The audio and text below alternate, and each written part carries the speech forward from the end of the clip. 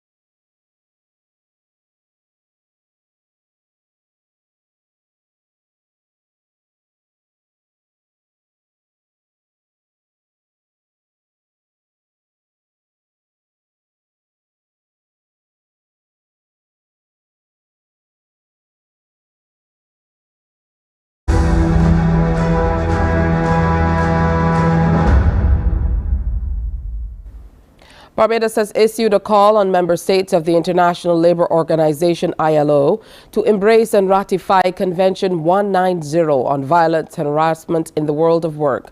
Minister of Labour Colin Jordan made the calls as he addressed the 3rd Regional Seminar on Social Development hosted by the Economic Commission for Latin America and the Caribbean.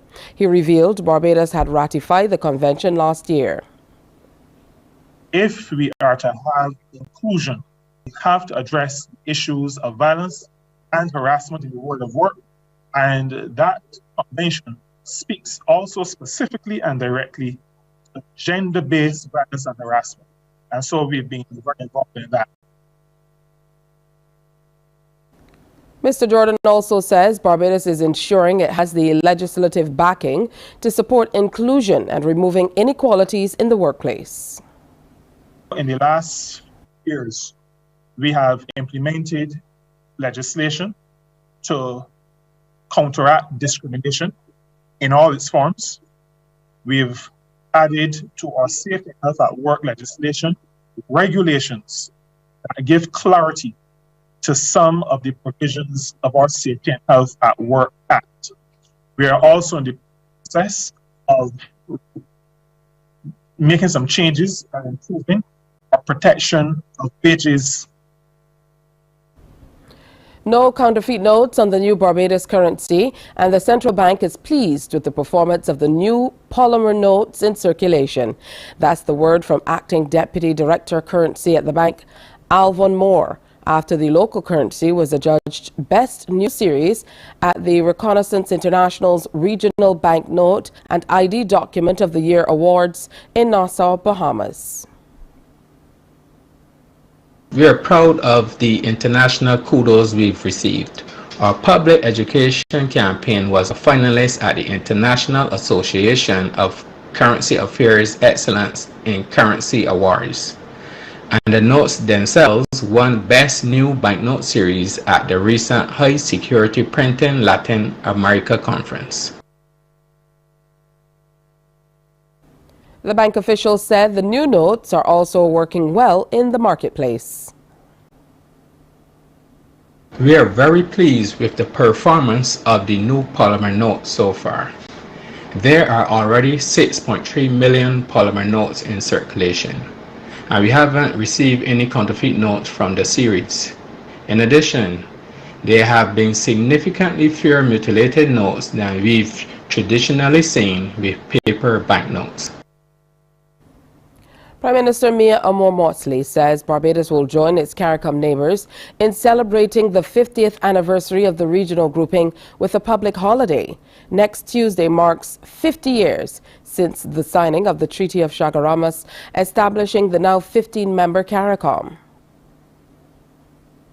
We have today as a cabinet chosen, and we have consulted with the social partnership and indicated our preference to them, that as a one-off, that Barbados will celebrate 50 years of the Caribbean community on the 31st of July as a national public holiday on the eve of the 1st of August, which remains still sacrosanct for us as a former slave society as Emancipation Day. And to that extent, therefore, we felt that to do it on July 4th would have been a little too early. Also outlined what will happen on that day. On that day, we will announce all of the things. There will be a concert on the night of July 31st. What we didn't want to do was to offset anyone who was already announced something, and therefore I have paused and asked the Ministry of Culture to advise us as to what else there is on that day. But Barbados will have a regional CARICOM celebration on the night of July 31st. In addition to that, I've asked them to have CBC, and I will ask the other media houses to start to have each weekend during the month of July something that will reinforce and reflect moments of the last 50 years in the integration movement. St. Lucia's opposition leader, Alan Chasney, has urged the government to reconsider the implementation of the 2.5 health and security levy. In an open letter addressed to Prime Minister Philip Pierre, he warned about the potential economic devastation if the levy is introduced. DBS reports. In his budget address in April this year, Prime Minister Philip Pierre announced his administration's decision to introduce a 2.5% health and security levy effective July 1st. It was listed as one of several measures of the current administration to maintain the gains made in the economy and to stimulate further economic growth. According to the nation's leader, the levy would be applied to goods and services except for food items, medicines, selected building materials, and medical and security equipment. It would bring in an estimated $43 million annually in additional revenue for the government. Opposition leader Alan Chasney, in an open letter to the Prime Minister on Wednesday, called for reconsideration of the tax. Chasney argued that the levy was unconscionable and would have negative effects on the island's economy and citizens' pockets. According to him, the economy has still not recovered from the COVID-19 shock, and that businesses and households are still grappling with the after effects. In announcing the levy, the Prime Minister had stressed that it would be implemented to have minimal inflationary impact, especially on the cost of food. Nous pas qu'à mettre pièce levy à sous manger. This levy will not be imposed on any food items. This means, Mr. Speaker, that the cost of food should not change because of the levy, unless prices increase from overseas. In his letter, the opposition leader chided the Pierre administration for misleading the public about the levy, calling it a disingenuous attempt to increase VAT back to 15%. Prime Minister Pierre had stated in his budget statement that the tax would be specifically used for the health and security sectors.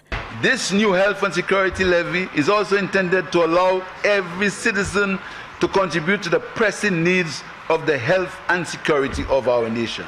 We anticipate that this levy will raise $33 million per annum to support the much needed requirements for these two important sectors. However, at a stakeholder consultation with members of the Chamber of Commerce earlier this month, technocrats from the Ministry of Finance revealed that the levy was not earmarked for just these sectors.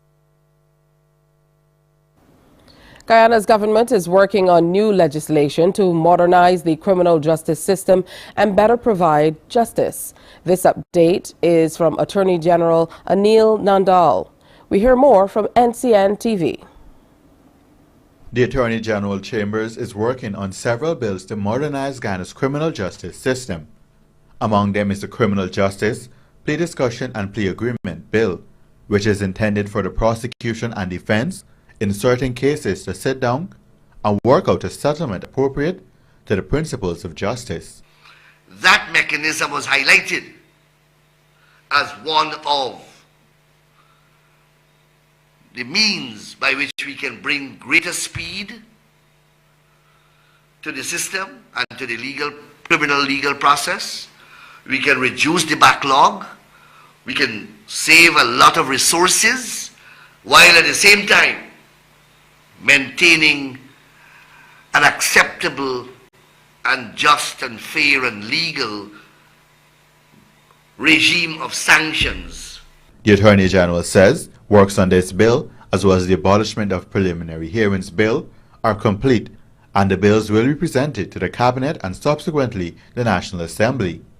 In addition, he says the Chamber is working on new guidelines for sentencing. Or those guidelines should address the inconsistent sentencing patterns that members of the public have complained against. Further, the Attorney General says he has communicated with the Acting Chancellor of the Judiciary about the upgrading of the current list of persons eligible for jury duty. Parents in Jamaica, especially those in crime hotspots, have been warned of sanctions if students are not sent to school. The matter has been a worrying one for the officials in that country, as we hear from CVM Television. Using music as a magnetic force to attract residents of the Cockburn Pen community, the police engaged them in a night of fiesta, which sought to provide an update on the peace initiative being undertaken. Guyana is one of the communities that has been giving us a number of murders, especially over the past 6 months or so.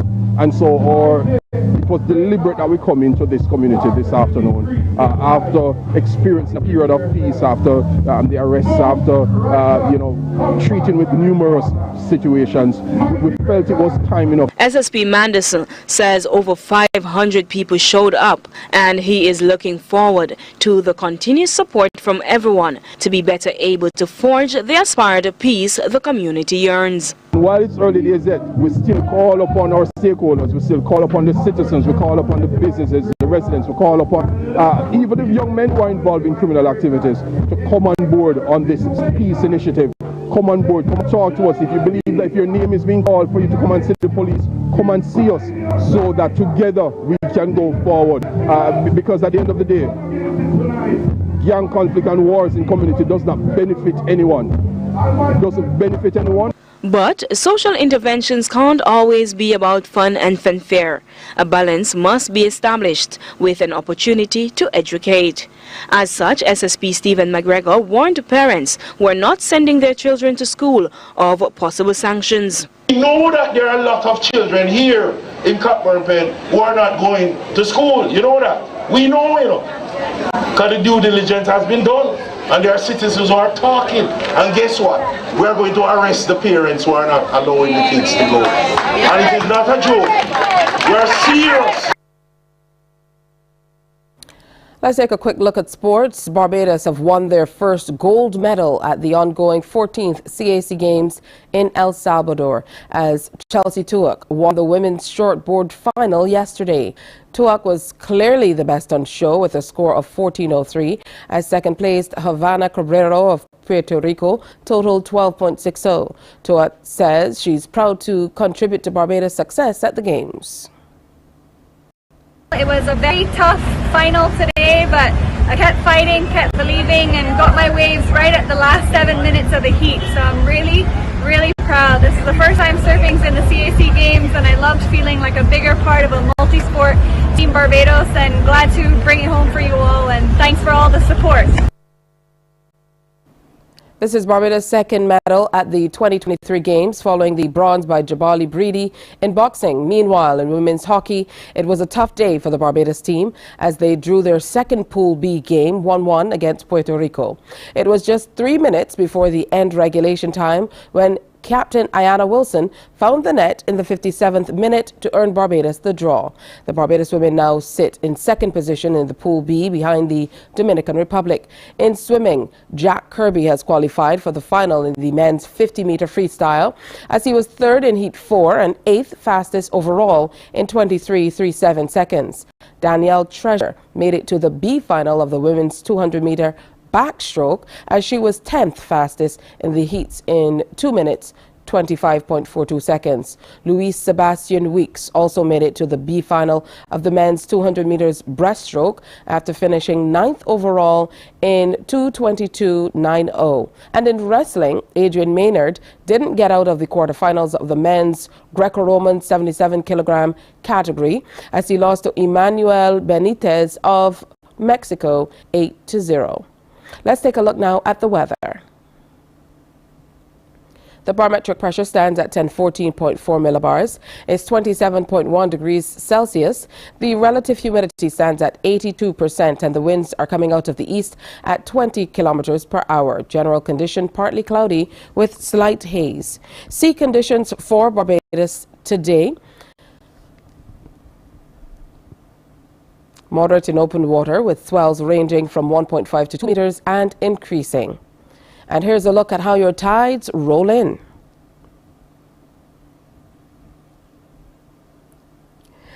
The general forecast for Barbados: partly sunny with a few brief isolated light showers.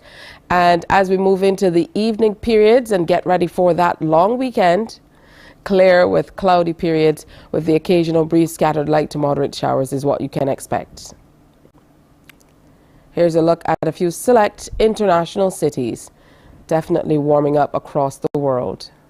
And that, of course, is the morning report. Our next newscast is Newsday at 12 noon on TV8, followed by The World at 1 on our radio network of stations, 100.7 FM, 98.1 The One, and 94.7 FM. It's time now for Morning Barbados. Wake up, wake up, wake up, wake up. Barbados, get up. Good morning. Good morning, Barbados. Good morning. Good morning to you. Good morning, morning, morning, morning. Good morning to you. Good morning, morning, Barbados. Good morning. Good morning to you. Good morning, morning, Barbados. Good morning. Wake up, wake up, wake up. Morning to you. Good morning to you indeed. Good to have you with us on this final day of June 2023. I always get excited to say stuff like that as we roll on. Can't believe a month has gone by already. I'm Tisha Hines and I'll be here with you until 8 o'clock this morning, presenting the very best of what we have to offer this week and next week in Barbados. Remember, you can follow us online. We are on YouTube, Facebook, Instagram, wherever media is found in social media. You can find the Caribbean Broadcasting Corporation. So we have lots to get through as we look toward the crop over season, and of course there are other things happening here in Barbados too. So CARICOM 50, I know you saw the news and you heard about that press conference yesterday. If you didn't get to watch it, you definitely should go back. The Prime Minister announcing that the final day of July will be recognized as a one-off holiday as we celebrate CARICOM 50. So we're also going to set the tone for the celebration this morning as we talk about the Treaty of Chaguaramas signing, look back at it and look toward the future. Julian Rogers, the festival events planner for the, he is going to be here. He is planning some major things when it comes to the observance of the 50th anniversary of CARICOM, and there's an upcoming discussion which I will be a part of, so we're going to share more about that with you as we look across the region and share together. The Power of One segment is back this morning. That comes your way with the compliments of C.O. Williams Construction. And of course, we are going to be featuring one of their supervisors this morning, a young man by the name of Joshua Ruck. He is going to be in to share all of himself and his journey with the company with us. And of course, this is an amazing segment for more reasons than one. It gives us an opportunity to see what people are doing, the level of professionalism they're bringing to the workplace, and giving that extra oomph that is needed for their employers to say, these are people who definitely are the future of our company. They bring the power of one to bear. We're going to be looking at A Bajan Afar. You love that segment where we feature people who are Barbadian by descent or Barbadians by birth, and you know, they've immigrated, they're living across the world. We have a young lady who is here in Barbados, and she's going to share a very powerful story with us about how skating, yes, roller skating, changed her life. Latoya Phillips is a Barbadian living in the US, but she's back home and she's going to be here in studio and sharing with us. Hopefully she'll be able to put on those roller skates and do a little something for us as well. Plus, World Skills Barbados, exceptional presentation.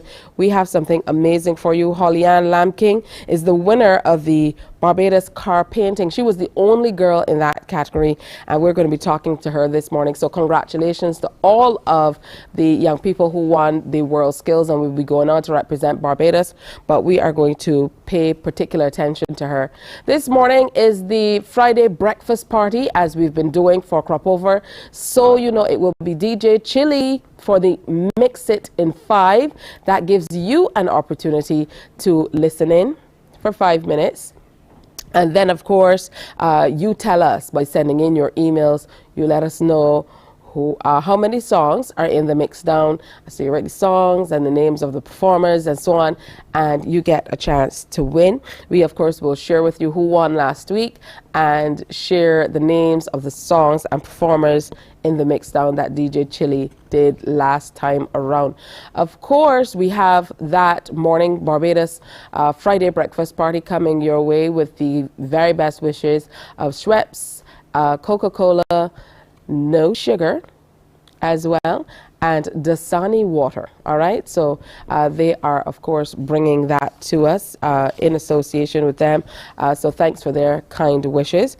And of course, it's a Fresh Friday as well. We also have some great performances coming up your way. We're going to share information about what's happening for the festival. You know, tomorrow is the Digicel ceremonial delivery of the last canes and vintage Calypso tent. That will be live here on CBC TV 8 from 2 o'clock in the afternoon.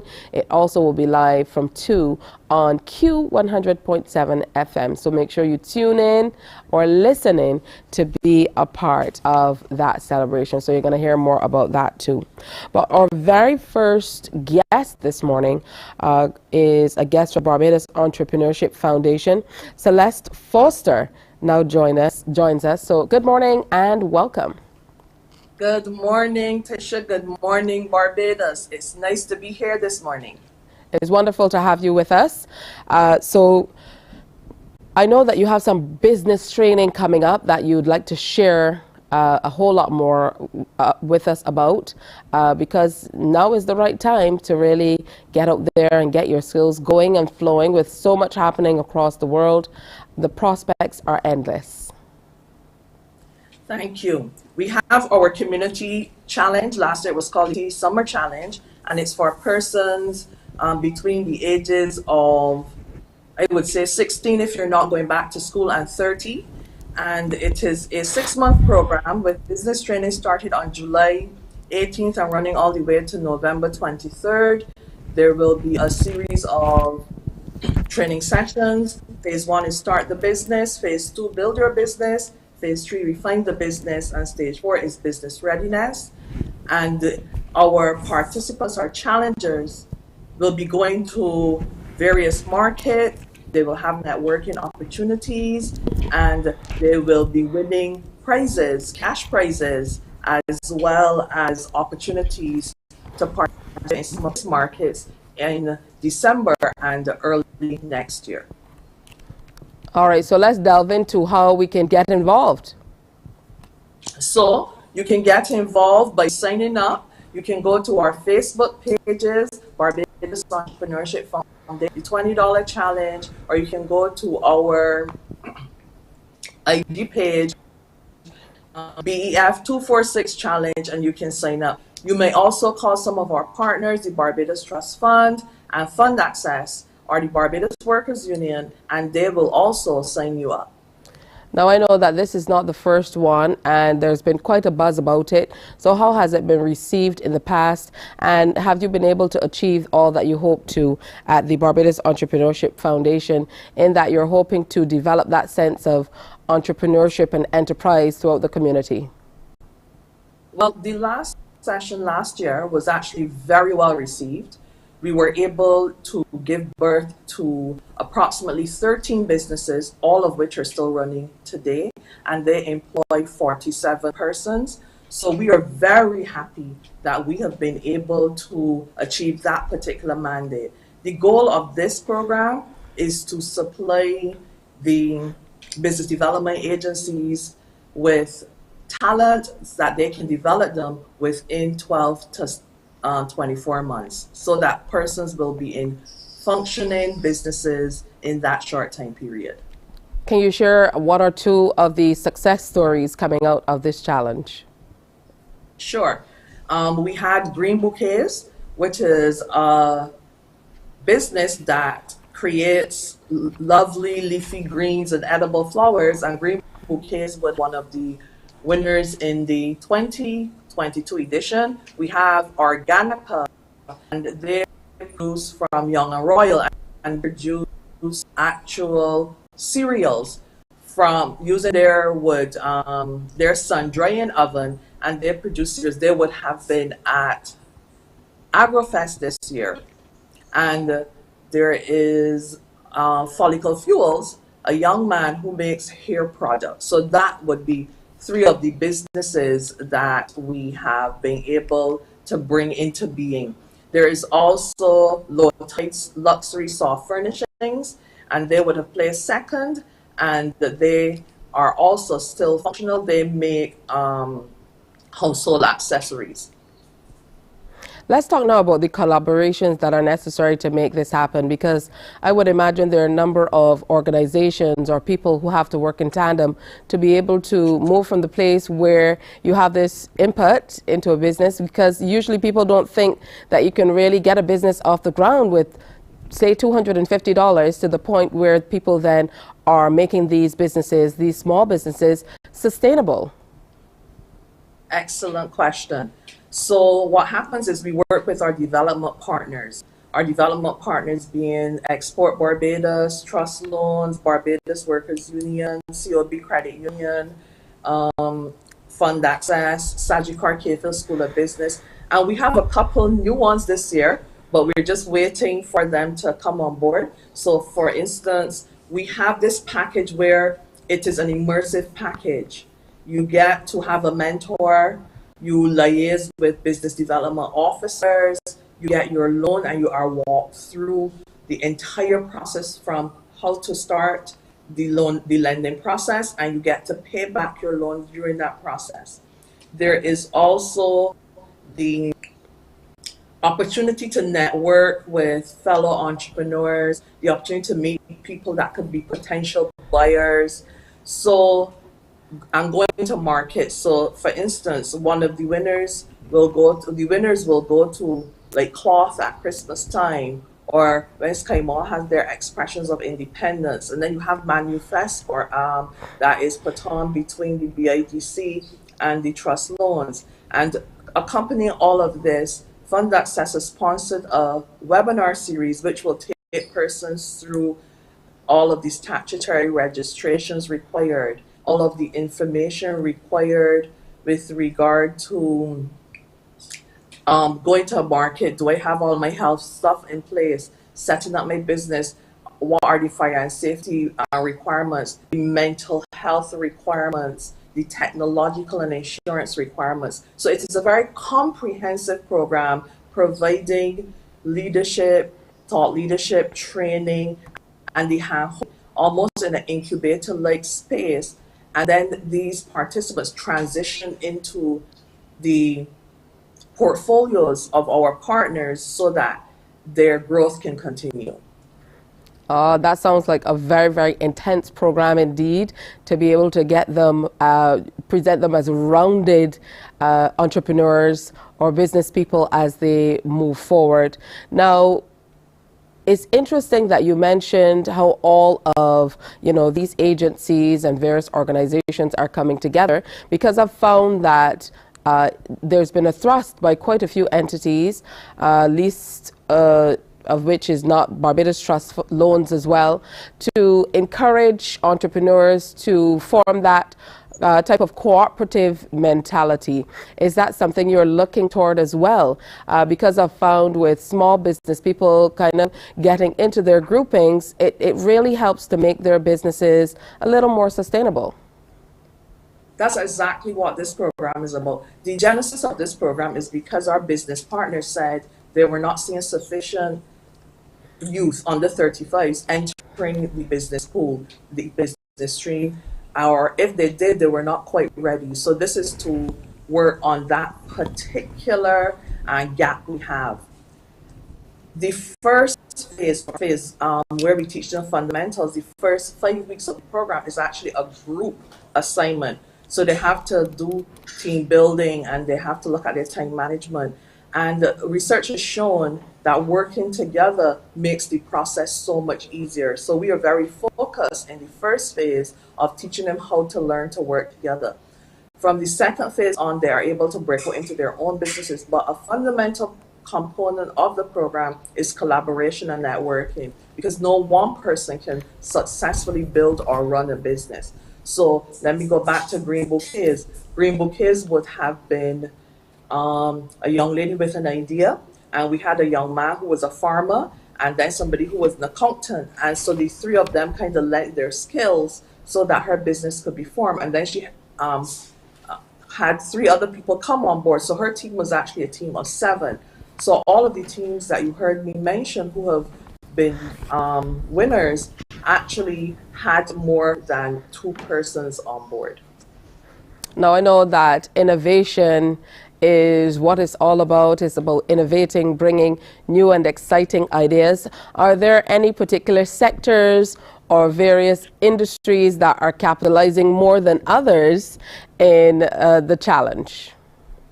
What we have seen from last year was the food industry, the household accessories, the let me call it beauty products, the hair care, skin care. That would generally have been where we were.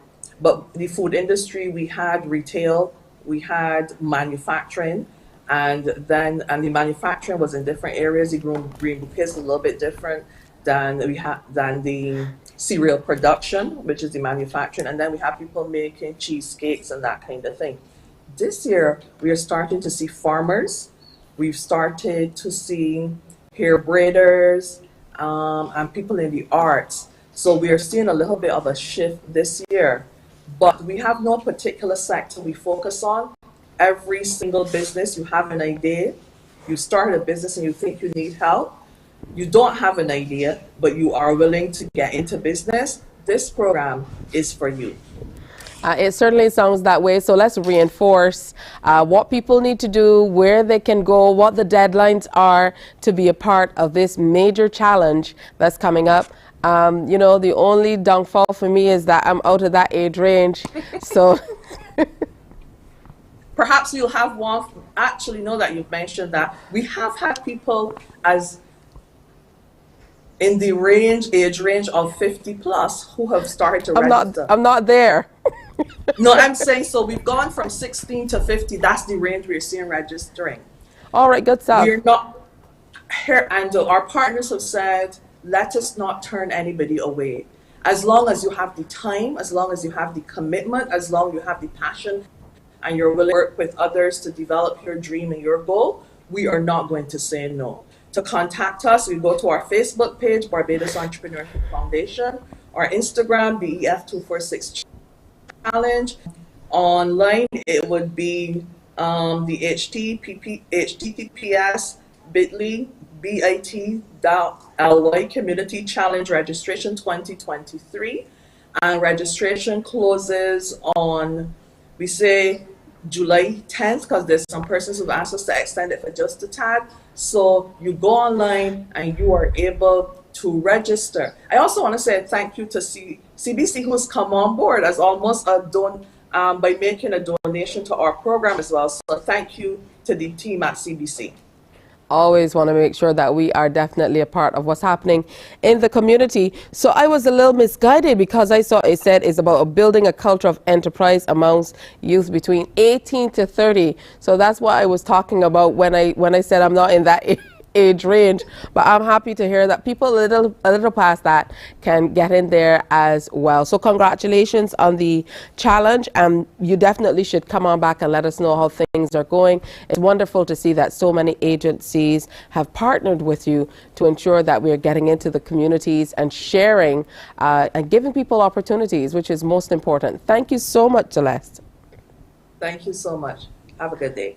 Celeste Foster of the Barbados Entrepreneurship Foundation sharing with us this morning about that community challenge. Hey, we're going to tell you more about how you can enter as well. Make sure you do it. I know lots of you always have great ideas. Here is your opportunity. Take that challenge.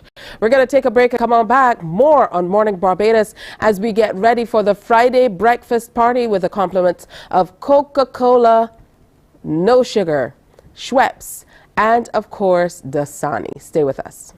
Morning, morning, morning. Good morning. Good morning to you.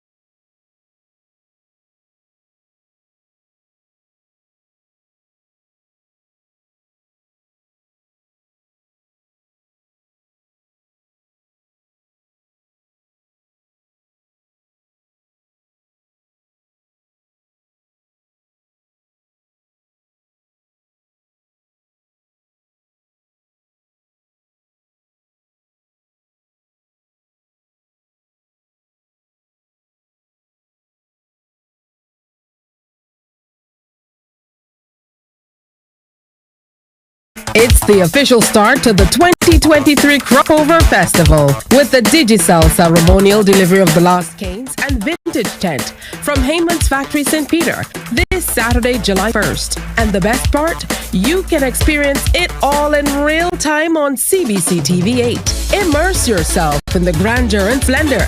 Tune in at 2 p.m. for the pomp and ceremony. Live coverage on TV 8 thanks to the generous support of Carlton and A1 Supermarkets. Bacchanal Time presents the best of Cropover and Great Health Works, agents for Omega XL and probiotics. Morning, morning, morning. Good morning. Good morning to you.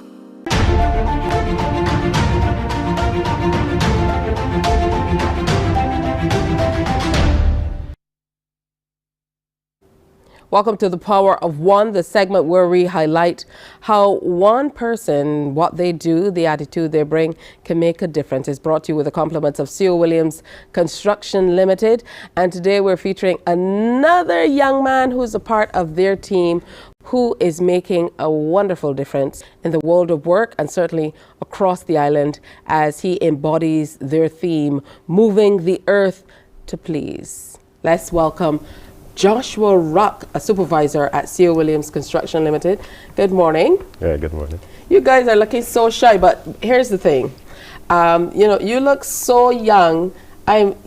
People must often tell you, you haven't even lost your mother's features, as we say in Barbadian parlance, yes? Yeah, I think that's the more common statement that I get on a first response, or first meeting. All right, so talk to me about your interest in, first of all, engineering, because I believe that your area of specialty is civil engineering? Yes, please. So it really stems from my dad. So he's in the construction field, and he's a builder by profession, and he learned all his skills through self-taught school and whatnot. And then as I grew up, he would often take me with him to work. And as you know, sometimes as a parent, you take your child to work, and sometimes your child naturally just develops, the skills that you learn over the years. So when I was in school, I always told myself, I wanted to assist my dad when I got older, not so much in the practical, but in the theoretical side of things. So then I kind of catered all of my studies from like Queen's College, BCC, all the way up to university, to just get that theoretical aspect of it, so that in the long run, when he knows the practical, I know the theory, and together we just make it a whole lot much more better. What do you think accounts for your approach to work? Because what your employers are saying is that you're just the type of person who is always willing to be a part of whatever is happening. And this is a quality that they don't often see. But your approach to work is such that they're so impressed by what you bring to the table that they think you embody the theme of the company, which is moving the earth to please. That's major. So what do you think accounts for your approach to even your work environment? I think it's I'm a granny's boy. So it's when she was alive, she would always tell me, be humble, always be there to assist somebody, because you never know when your turn would be in getting assistance. So it's just a case where you always put your best foot forward, you always help where you can, even though you may not have the facilities to. But if you find the avenue to at least help somebody, you may feel good about yourself today, but in the long run, it makes a huge difference to families, to friends, to people you interact with on a daily basis, to strangers. So it's just being humble, taking it one day at a time, and just making sure that you're fine. Talk to me about your journey with C.O. Williams Construction. So I'm there about 1.5 years now. When I first started, it was a little getting used to, because I guess everybody sees me as this, haven't lost my mother's features yet. So as a supervisor, it's a little getting used to it, dealing with older guys. But so far, so good. I think based on the projects that we have done, I think I've executed them well, and I think the end results are showing for themselves. Well, that's excellent. Now, is the profession all you expected it to be, or has getting on the job kind of changed your views of what what it was? Yes, I think it changed my view a whole lot, because interacting with people is a whole different ball game than what you do on paper, because people, the human beings, have different personalities, different expectations, different motives. So it's just finding the mesh between everybody and trying to work around it just to make sure that everybody's good, so that your work could progress and you get the job done. Now, I know that you have a passion for service as well. You are past president of the Rotaract Club of UE in Trinidad, and you're currently assistant director of international service at Rotaract Club of Barbados. Yes, please. So talk to me about your journey with service as well, service clubs. Well, so while I was at school, I joined the club, and it was just a pleasure to assist people, through the projects that we do, just through the monetary donations to the Rotary Foundation. It's just where I like it, because of how I am is almost like a extension of me, because of my willingness to help people and assist. So as you help and you'll be there, it just kind of stems into being past president, international service director, and now assistant director. So it's just all a way of giving back to the community in some small way or fashion, because I think at the end of the day, the who are at the receiving end of the stick, they do appreciate it, whether it be small, large, or even grand. So it's just a way of me, I guess, fulfilling my life's purpose of just helping people.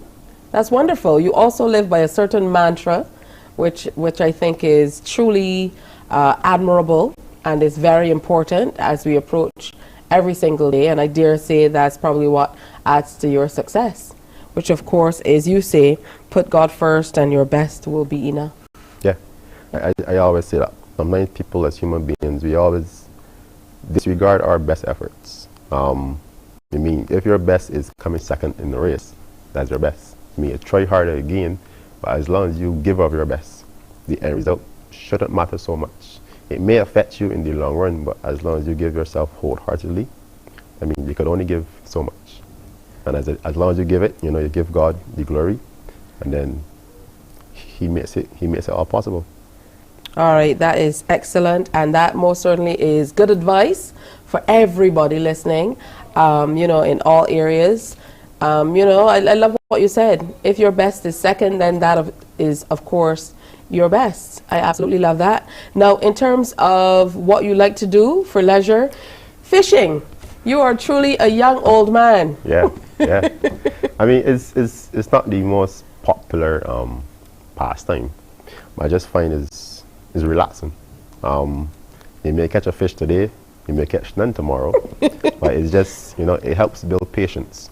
Because it's a waiting game in some aspects, or it could be a fast-paced game, just catch all the fish in the sea. I mean, not possible. But it's just a time where you just sit down, enjoy your own company, and just enjoy yourself. Because the sea is a therapeutic place to be. So it also helps with therapy and mental stability and refreshing yourself and gearing yourself up for work or even for Rotaract. Just putting yourself in a focus that you could progress all the time. I have a friend who says it's called fishing for a reason. It's not called catching. But he never catches any fish. You also like playing cricket and ballroom dancing. Yeah. So what an interesting mix. Yeah, I think when I was at school, Betty and Levy, that studio, they held a class, and they said that I did it for course, just to get some credits, and they said you should continue, and I continued, and then I fell in love with it.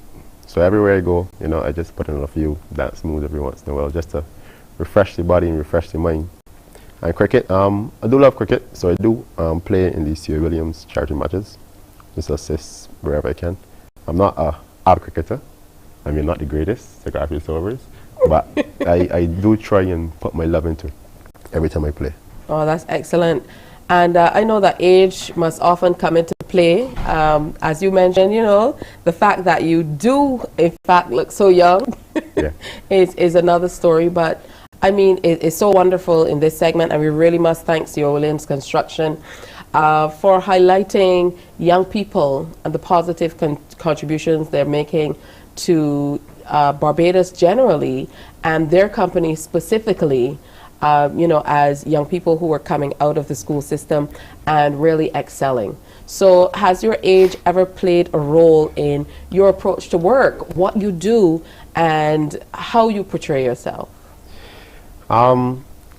Because of how, I guess, how young I look.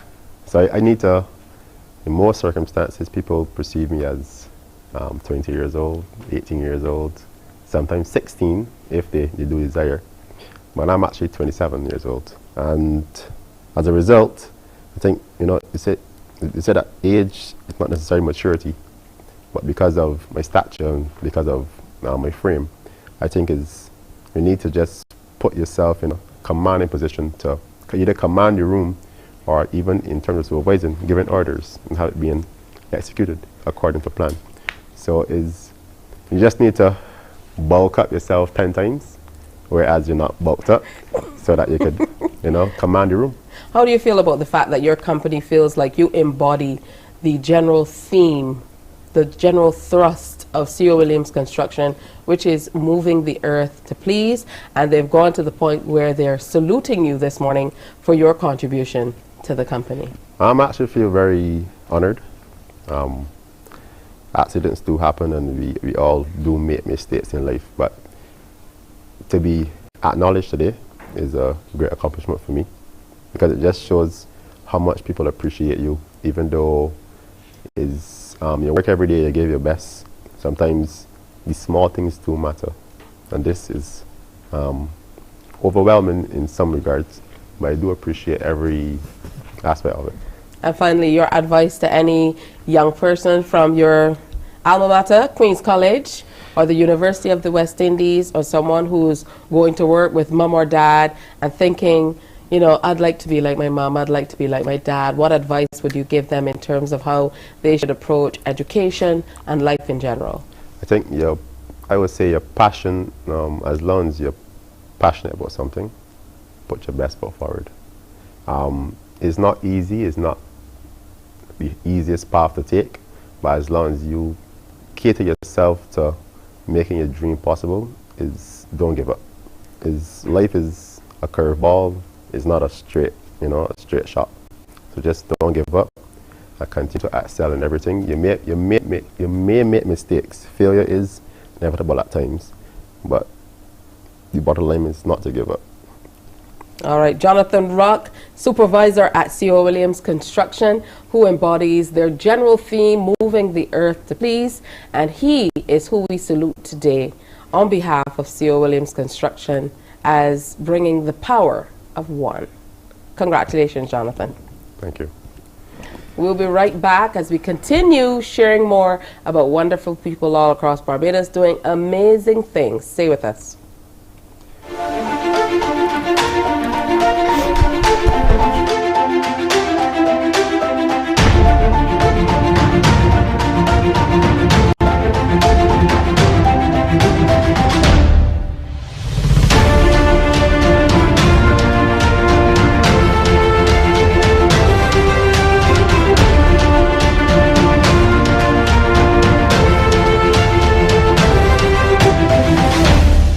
Morning, morning, morning. Good morning. Good morning to you.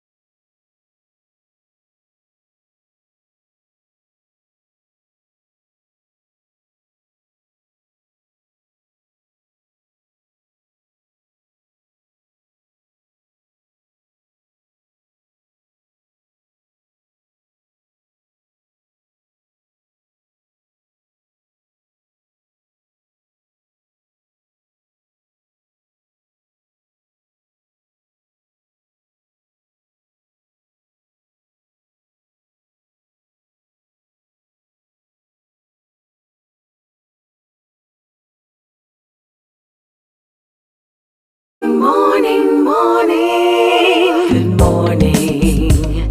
Good morning to you. It's about 9 minutes now after 7 o'clock. If only you guys could see what happens behind the scenes, you'd be so intrigued. I think it's far more interesting than what happens on screen sometimes. But right now, again, I told you we are highlighting some wonderful people with great skills, exceptional qualities that are bringing so much to the table, to the world of work, and that's important too. We don't often see young people who are making that contribution. It's great to salute our young people. Now, we've been hearing about the World Skills Barbados Showcase and Awards for the last few days, and today is no different. Now we are saluting this morning the winner of World Skills Barbados 2023 for car painting. Her name, yes I did say, her name is Holly Ann Lampkin. So welcome, good morning. Hi, good morning. Thank and you for she's having brought me. along a few friends. We have Lindsay Ford, who is body shop manager at Courtesy. So good morning to you as well. Good to have you with us. And Kevin Jordan is an automotive painter, and he was also working in training with Holly Ann. So let's start at the very beginning with you, Holly Ann. Tell me what piqued your interest in mechanics, in automotive painting and things like that. So originally it started with mechanics. Since I was 12 years old, I've been with my stepfather, and he has honestly been by my side teaching me how to change brake pads, and like by the age of 12 I was helping him change a transmission out of a car and everything. So it kind of built on to like mechanics. And then one day my mother just came home and told me she met this wonderful teacher named Mr. King, and from there she told me that what he does in that field, and it really grew to car painting. So she told me about it, and it piqued my interest, honestly. So I just said, you know, let's just give it a try and see how I feel about it. And I honestly grew to fall in love with it, you know. So I'm really happy about it. That's interesting. Now, Lindsay, as body shop manager at Courtesy, I'm sure you get that all the time. Where people are surprised. Where people are thinking the body shop manager is a lady? It's a female. Yeah. Yeah. So tell me about that. I have always been in service, and like Holly, I've come from a long line of mechanics. So in my home, you have to earn things. So when I wanted to get my license, my grandfather was like, you need to know when the car is overheating, what to do, how to change a tire. You need to know how to check your oil and stuff. So I had to learn all of these things before I decided he allowed me to get my license. I combined that with my love for service and customer service, and I ended up at Courtesy Garage, which is a really good place to work. They always allow you to grow. They always teach you, and they always see what you bring to the table, not your gender, not your hairstyle, anything, what you bring to the table, and see how they can develop you. Hey, that's exceptional. Now, segue into Holly Ann and, you know, how she came to your attention. Courtesy Garage has a partnership with SJPI, where we would take young people every summer for internship. And we were called, and my quality controller, Ryan Ford, told me that they asked us to train Holly Ann for World Skills. And in our department, I believe that there are no challenges, there are no problems, let's do it. So we met Holly, and we found out what the criteria was. I assigned her to Kevin as the primary trainer, but as the criteria became more to us, she spent time with every bodyman, technician, painter in our team to ensure that she had the best opportunity to learn. And we really pushed Holly. We really did, because we believe that we're not training Holly for just World Skills. We're trying to build a better painter, to ensure that she has all the skills that when she goes on, and this is her chosen profession, that she will be a force to be reckoned with. And then, of course, Kevin, they put her squarely in your hands. So let's hear about the process of getting her ready for World Skills in this particular area. Good morning, Tisha. Morning, Barbados.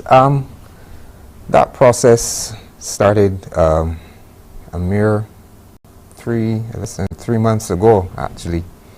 I met with Holly, and from the get-go, I was like, you ever sprayed at the Polytechnic? She was like, not really.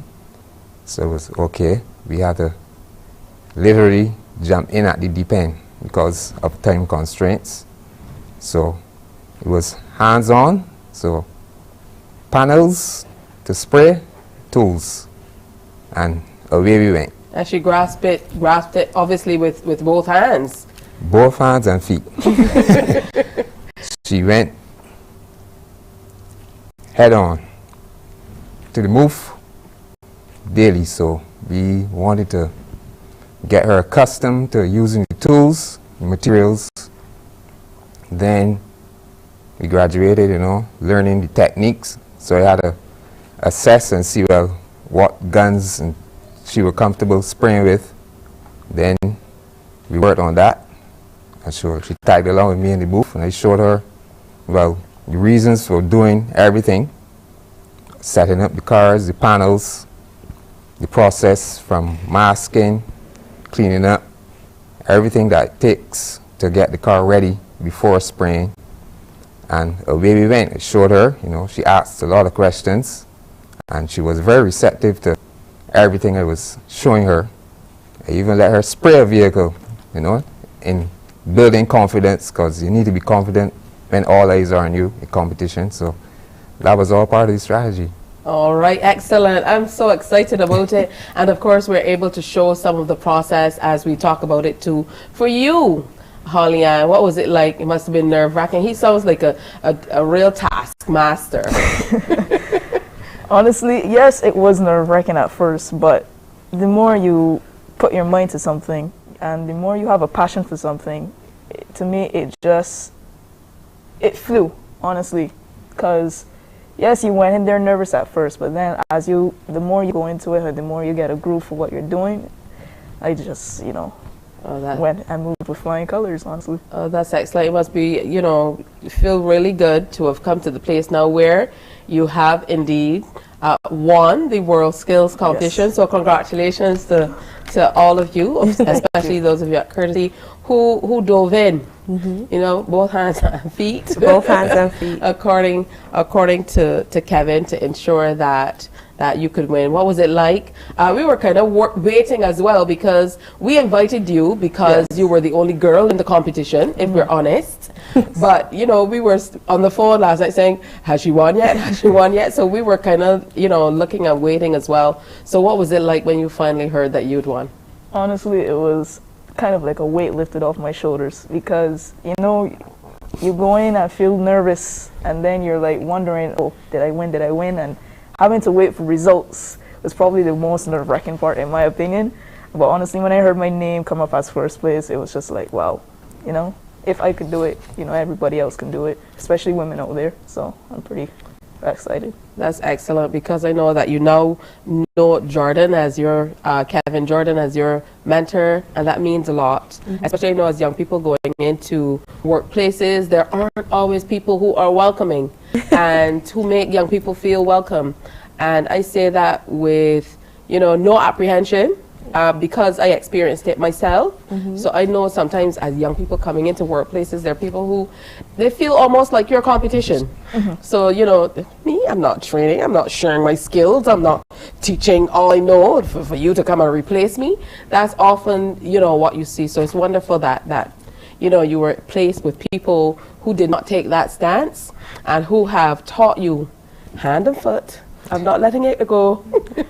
Everything Yes. How does it make the company feel to know that she's sitting here wearing this courtesy shirt today, as your company celebrates 100 years, to be able to celebrate with her today? We are very, very proud of Holly.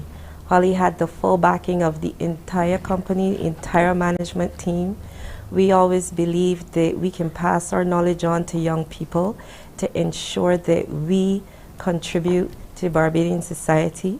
She has been given the full support of our HR manager. Even when the young people come to Courtesy on internship programs, job attachment, our HR takes time to speak to them and help them prepare themselves for job interviews and stuff. So we are very, very proud of Holly, and we are very pleased to be in the partnership with SJPI to continue to turn more Hollies out to the Barbadian society and to the workforce. Hang on to Holly, because I get in messages all like now. There have been Hollies before then. Like, hey, you know, people are like, okay, you know, you might get a few calls, Holly, and I can see that you are as proud as punch to sit here. So tell Holly, you know, how you feel to know that you have helped to bring her to this place. She now sees you as a mentor, and she has gone on to, you know, get the ultimate prize. She's taken first place with your assistance. Well, to be honest, last night at the closing ceremony, when they announced Holly as the winner, I was like, yes. This is now the beginning. So, and I told her, and she after, you are going to be a force to be reckoned with. Oh, that's beautiful. Guaranteed. Because Holly, she has this knack, you know, for the trade. And from what I've seen Holly accomplish in weeks, really, is mind-blowing. She really has a liking for the automotive repair, the full process, not just one particular aspect of it. And for me, being a part of this journey, though it be so short, I feel great about that. And Holly, for sure, shout on. You could depend on me. Just give me a shout and we could do this. Excellent. Now, Holly, you're going to be representing Barbados in 2024 at the World Skills Competition for auto body work in France. So again, yes, congratulations to you. And of course, like your mentor said, the work now begins. Oh yeah. Yeah, I know you're going to represent in a big way for Barbados as well. So thank you so much. Lindsay Ford, body shop manager at Courtesy, as well as Kevin Jordan, automotive painter, and congratulations to you, Holly Ann Lamking, the winner of World Skills Barbados 2023 competition for car painting. Yeah, big salute to you. Thank you very much. And thank you very much. Thank you. Thank you. All right, we're going to take a break. Coming up, the Friday morning breakfast party as we look to crop over. You know, it's business up top and casual down bottom for me because it's party time. All with the compliments of Coca-Cola, no sugar, Dasani, and of course, Schweppes. Stay with us. Morning, morning, morning. Good morning. Good morning to you.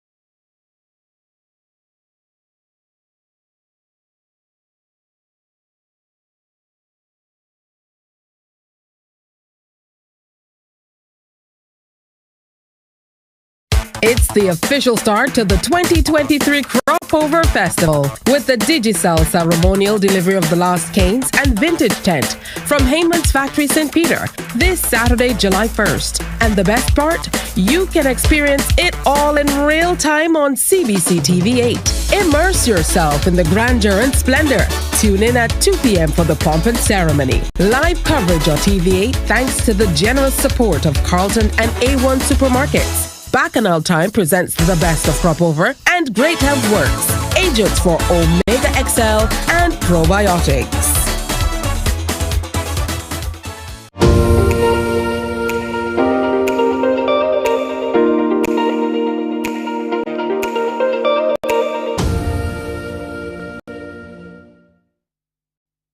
Welcome back to Morning Barbados. We are having a good time this morning, and it's always great to salute great people. In this Beijing Afar segment, we usually reach out and you get to know Barbadians who are doing fantastic things across the globe and have wonderful stories to share. Today is no different. Let's welcome Latoya Phillips, who is a Barbadian living in the USA, but she is home, and she's brought along Michael Lane, who is president of Skate Life Barbados. Good morning. Good morning. Hi, good morning. Yeah, it was good having you guys in studio. Great energy. You were back there applauding. Holly, you were like, yay! Yeah, very proud. That's awesome. I'm very proud of her, man. All right. First of all, welcome home, Latoya. Thank you. And it's wonderful to kind of put a face and energy to the conversations, because we've been having conversations. You know how it goes these days, WhatsApp. Yeah. Everybody's talking on WhatsApp. Yeah. But it certainly is not the same energy as this interaction. One-on-one. And you know, it's so important to kind of get back to that. And talking about one-on-one interaction and just engagement and life, that's what kind of brought you to skating. Yes. Because you say skating changed your life. So talk to me about that particular story and what you mean when you say skating changed your life. Well, actually, skating saved my life is more what I would attribute it to. When I was a young girl, my brother passed away when I was a teenager, and unfortunately at that time a lot of things had ceased and desist for me, and skating, dancing, playing sports was one of those things.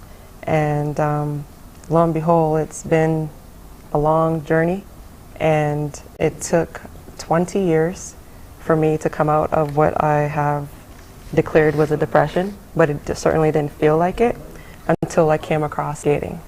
I picked it back up during COVID, and that was a way for me to get outside, to kind of evolve, challenge myself to do something that I started and stopped.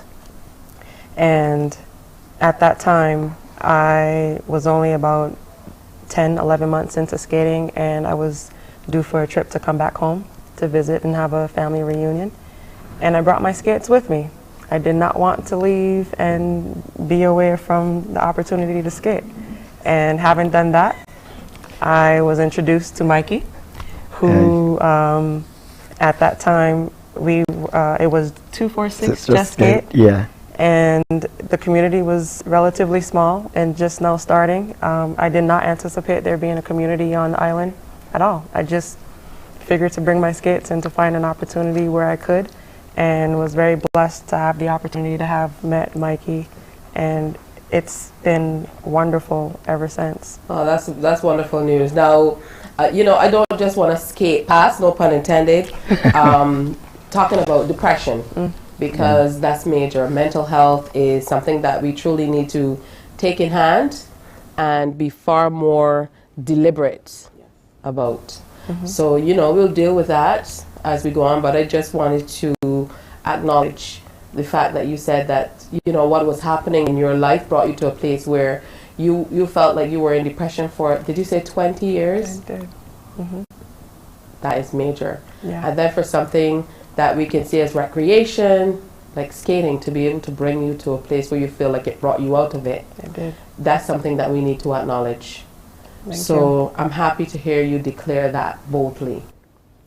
I'm very proud. Because as Caribbean people, we don't often speak in those terms about mental illness. And I think that's what has us at the place where we have so many people who are suffering alone and who don't feel like if they have a way to get past it or work through whatever they're going through. Right. So, you know, that is a major positive for me. Now, I have to credit Jeffrey Aline because Jeffrey is the one who brought us together. And I talk to Jeffrey, if not every day, every hour of the day. Me too. So, you know, whatever is happening, you know, Jeffrey is on top of it. He's in the know. And Jeffrey called me one Sunday and he said, skating is back in Barbados, TCL. They're groups and, you know, they're having a good time. And so on. He told me all about what you guys are doing. Yes, so summarize it for me, Michael, in terms of what you're doing with Skate Life Barbados and how you got into it. Okay, it started with old school mate of mine. We were having a casual conversation. We getting up in age, and he wanted to do something. He was diabetic, and he wanted to do something. You know, we can't do the running, we can't do this stuff. And skating came up. He has some skates, Greg. Wow. And I said, you know, I had some skates a while back, and maybe we should just come out. And we met at the gymnasium on Wednesday. We started to skate, and it felt, because I did it when I was like a teenager. And it felt so good, and we just didn't want to keep it. We started to say, look, let's reach out to people from, there was Studio 10 back then, so we started to reach out to people we know that used to skate, and we asked them to come on, and the craze just, people just started remembering nostalgic value of skating. People that hadn't used skates in like 30 years started to get skates, and it started to build a community. And then the funny thing, the kids started to get into it. They were curious about this. So we got kids as long, like a little Norwich, I think she was like 5 or 6 at that time. Kids try to gravitate towards skates. So I said this is a community building thing, and we started to advertise it, promote it. We started to encourage other groups. My first group was 246, and I decided like we need a body, so we opened this group called the Resurgence of Skating with over 300 people. And then all of a sudden we had this keen interest of skating, and Rita Toya came in. When I met her, she came out to skate one night, and she was different.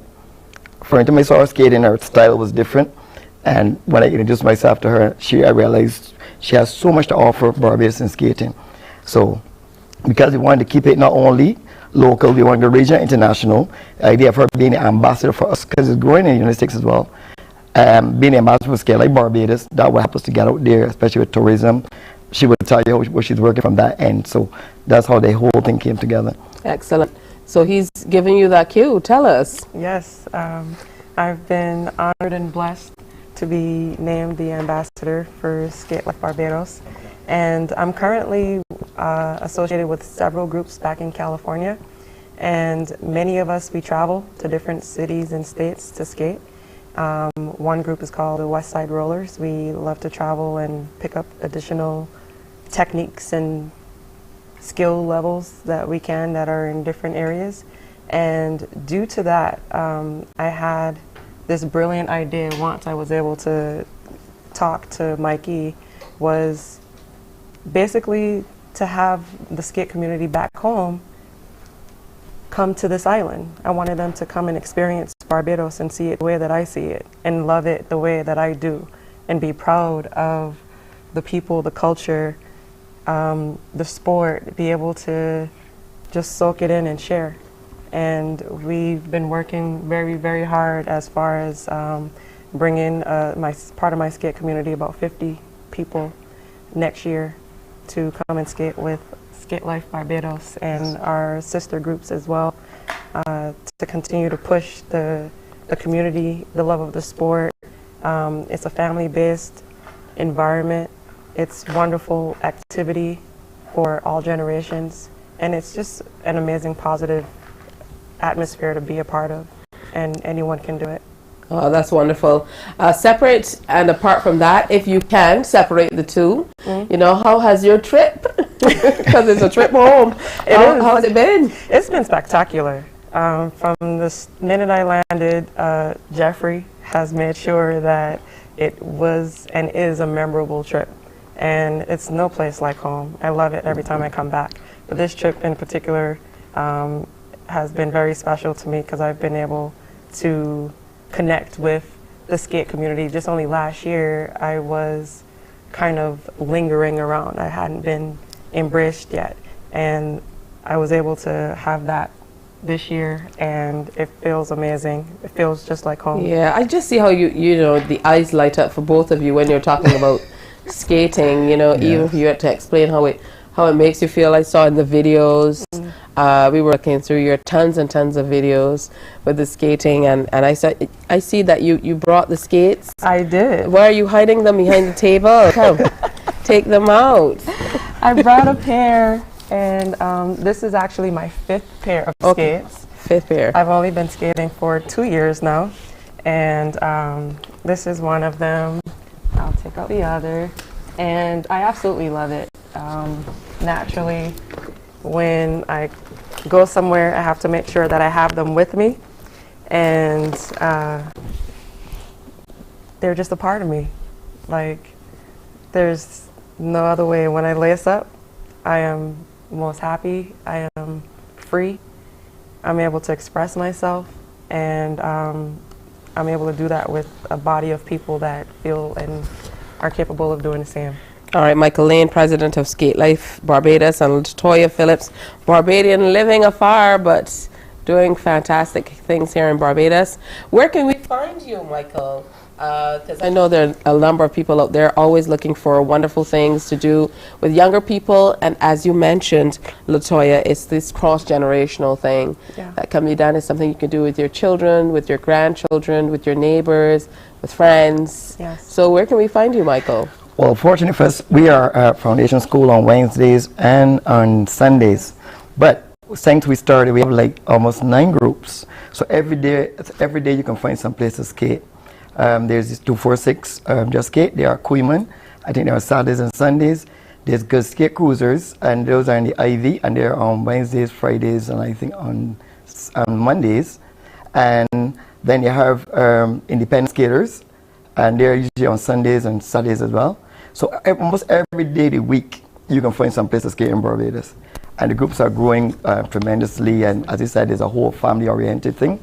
And there are even some of the groups that go into communities every week, and different communities, and they just skate into different people. There's a community side of it where we did the gifts for the kids. We did 300 and somebody gifts last year to the kids. We did hampers last year. We do National Assistance Board with the kids. We do a little performance for them. Skating is just a whole life, a whole new breath of fresh air, as Latoya will tell you. And on looking at it from the outside, you won't get it, but some you have to be involved to really get the feeling. So we encourage people. We have one lady who's 72, and a gentleman who's about 60. We got from like 2 years up to 72 that's skating right now. Oh, that's excellent. This is a real feel-good story. Yeah, it makes me feel like maybe I could put on skates, you know. And the good thing about them is, you know, the skates make them high, so I feel like I'm wearing heels anyway. Yeah. You have skates that have heels. Yeah, you know, I'll definitely, I have to get you. Yeah, so, you know, next time, you know, who knows, when you come back with that group of 50, you know, I might be on my skates, you know, doing all that going back thing that you were doing there, and who knows. Thank you both for coming in and sharing. For having us. Absolutely. And I hope you enjoy the rest of your time in Barbados. You have a long weekend. I do. Make sure you come out to the opening gala tomorrow. Bring the skates. The Heyman's factory was there earlier this week, and it's repaved. It is beautiful. Let me tell you, it's wonderful to be having the ceremonial delivery of the last canes back at a sugar factory. That's originally, you know, where it was, and that's coming off tomorrow. That's the official kickoff of Crop Over. We are officially now in the breakfast party, the Friday morning breakfast party, with the compliments of Coca-Cola, no sugar, Schweppes, and of course with the compliments also of Dasani. So we have DJ Chili coming up, his Mix It in 5. So get your pens and paper so that you can get those things. And who knows, we might be able to convince our girl Latoya to do a little skating in the background to the music, you know, or bring that party vibe. Stay with us.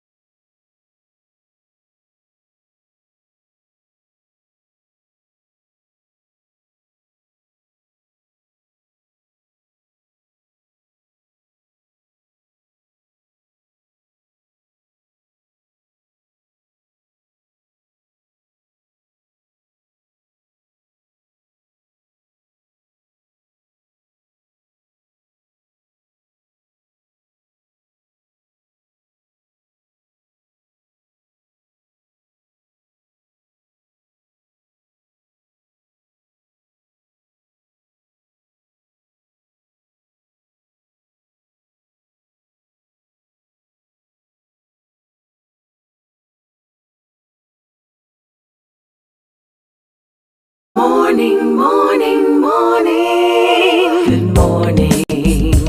Good morning to you.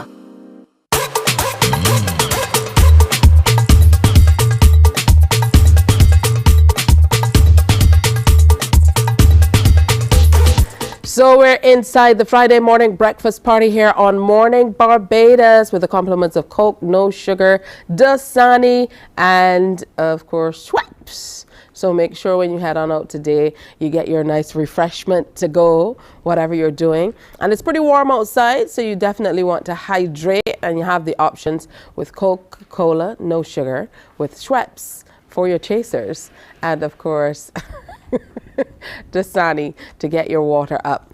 Now DJ Tilly is standing by. He is ready for that Mix It in 5 as he takes you on a soca journey and get you ready for crop over. Now you know you can't do it necessarily sitting down, but if you have to, that's a-okay. Let's get into this particular rundown musical mix with DJ Chili.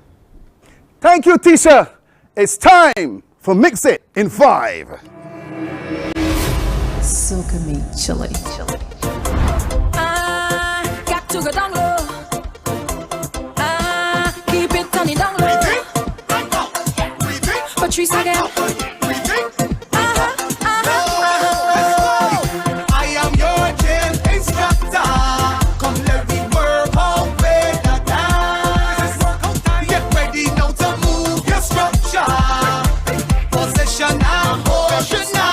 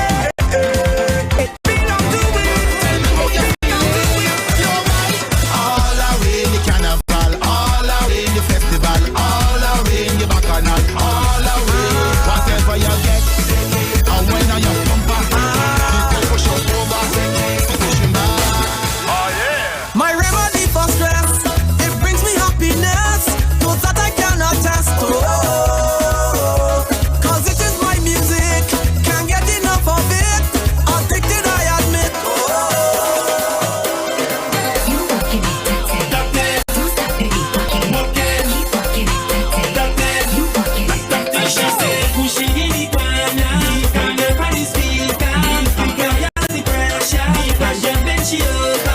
She love when I'm up in the bed. She love when I'm looking so shed. She calling me, she come back in. I have a question. Who does go to work on a Thursday or even a Friday when it have parties? I still put on my wet clothes, but I just stay to wine and the shorties. She tell me she up there. If you see me again, I don't want my boss to see so white again. Don't want him to fire me so white again. Who's lying in the pharmacy so white again. All night we doing it. All night I doing it. All night I doing it. All night I doing it. All night I doing it. All night I doing it. All night I doing it. All night I doing it. All night I doing it. Soca Journey, a drive through Soca. Forget you gotta name those songs I played today and mix it in 5. Did Chili say both songs? That was more than both. Yeah, so make sure that you try to list all the songs that you heard in that mix down. Woo, definitely got us in that kind of mood. It is the breakfast party. We want to make sure that you're moving. I know you're getting ready to head through the door, or you're just in the office, or you're heading off to school. Exams are finished, so the little ones are going in. I know you have to return the books, and some of the children kept them with dog ears and stuff. So we want to get you in a good mood for the weekend and get you ready for the official start to crop over, which is tomorrow with the Digicel ceremonial delivery of the last canes and vintage Calypso tent. Remember, we're bringing it to you live here on CBC TV8 because we're your stage for the festival. Don't forget, we're Socoholics as well, and we're doing it with the compliments of Coca-Cola, No Sugar, Schweppes, and the sun. Make sure you keep yourselves hydrated, and if you have any chaser wasters in the crew, then of course you know what to choose. So let's jump into another interview on this Fresh Friday highlight is Janine Jones, aka JoJo7, and she's another Bajan afar who hopes to be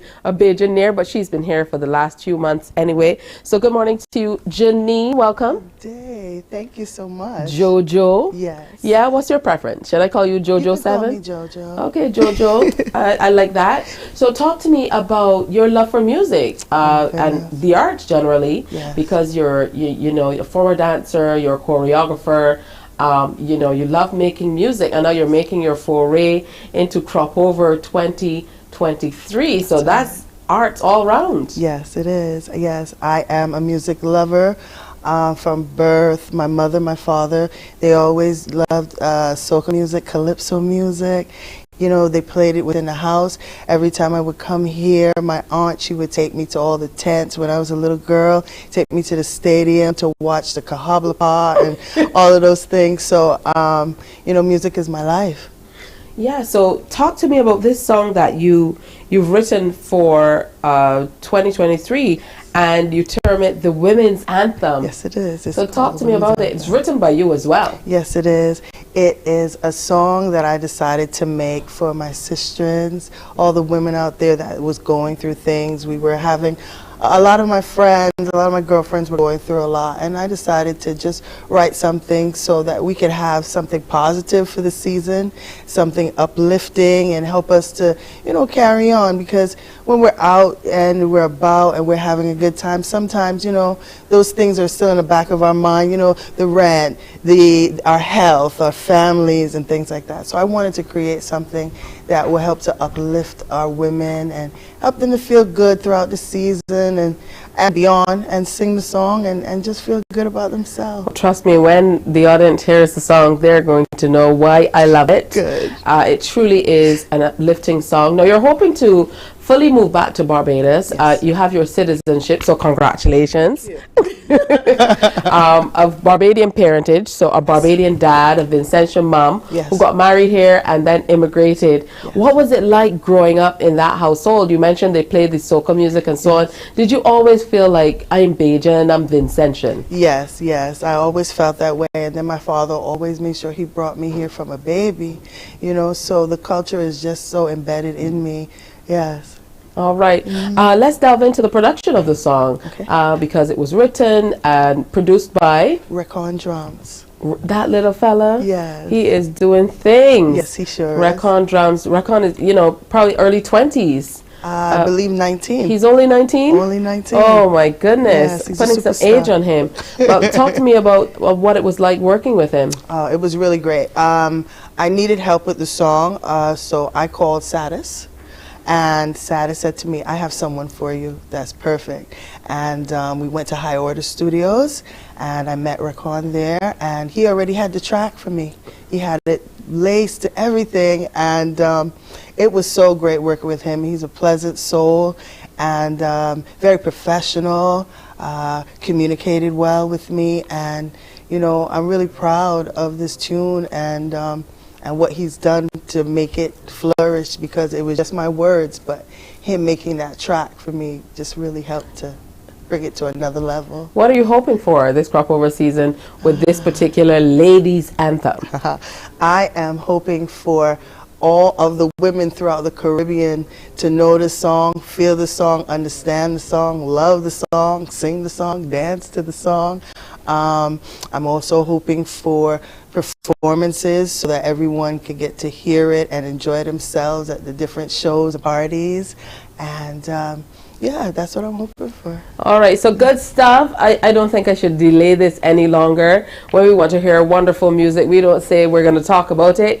We get to it. So coming up on the Friday morning breakfast party right here on Morning Barbados, we're going to have JoJo performing the women's anthem, her contribution, produced by Recon Drums and written and performed by Janine Jones, aka JoJo 7, right here on Morning Barbados. All with the compliments of Coca-Cola, no sugar, Schweppes, and Dasani. Stay with us. It's time for the Morning Barbados breakfast party. Brought to you with the compliments of No Sugar Coke, Dasani Water, and Schweppes.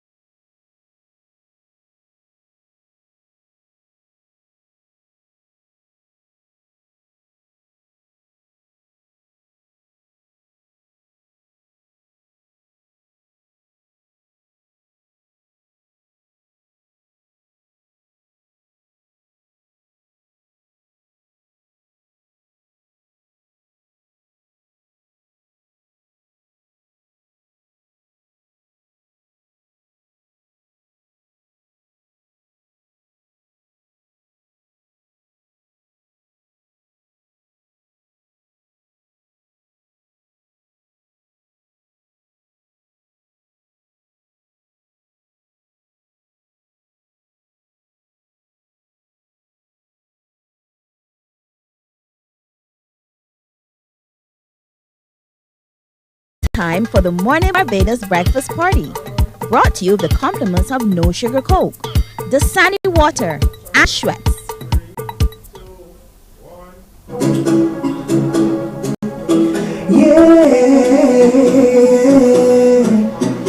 is JoJo. I am here to nice up the scene.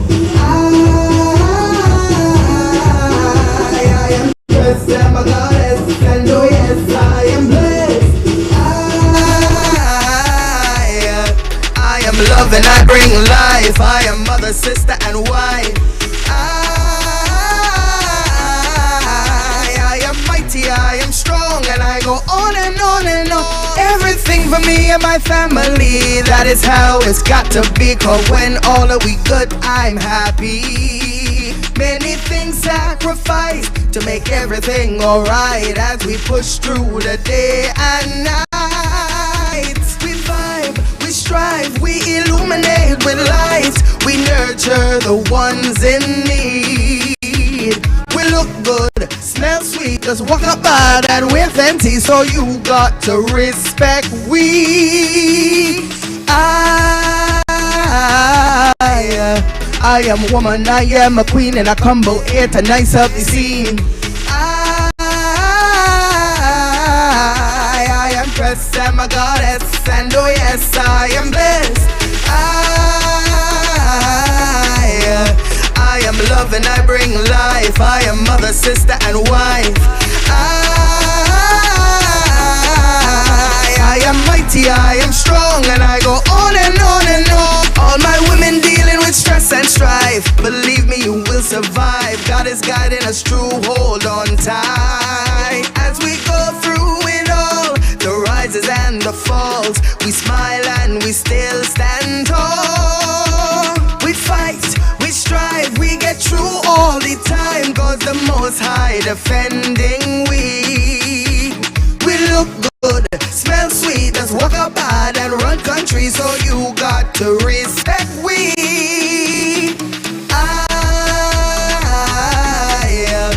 I am woman, I am a queen, and I combo here to nice up the scene. I am pressed, I'm a goddess, and oh yes, I am blessed. I am love and I bring life. I am mother, sister, and wife. I am mighty, I am strong, and I go on and on and on. Baby, take a wine, cause you know you're one of a kind. Jump around, cause it's we who run the town. You are the best, baby. It's your time to play, so come let everything go lay. Yeah, yeah, yeah, yeah. I am a woman, I am a queen, and I combo here to nice up the scene. I am pressed, I'm a goddess, and oh yes, I am blessed. I am love and I bring life. I am mother, sister, and wife. I am mighty, I am strong, and I go on and on and on.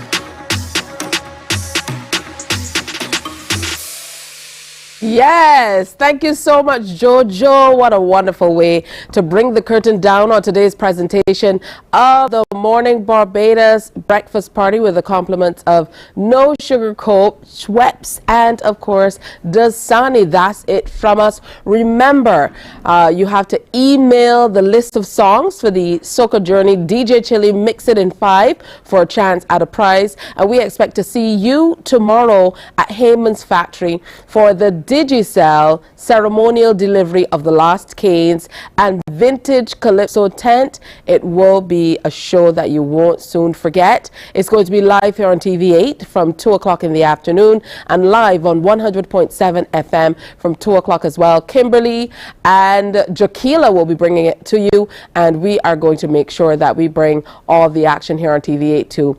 That's it from us. Thank you for tuning in. Remember, if you have any ideas of people you'd like us to feature, or if you want to feature something, send us an email, morningbarbados@cbc.bb. Remember to wear your smiles. It's crop over, people. See you again, God willing, on Monday. On behalf of the entire crew, have a great and safe weekend. See you Monday morning. Bye-bye. Wake up, wake up, wake up, wake up. Barbados, get up. Good morning.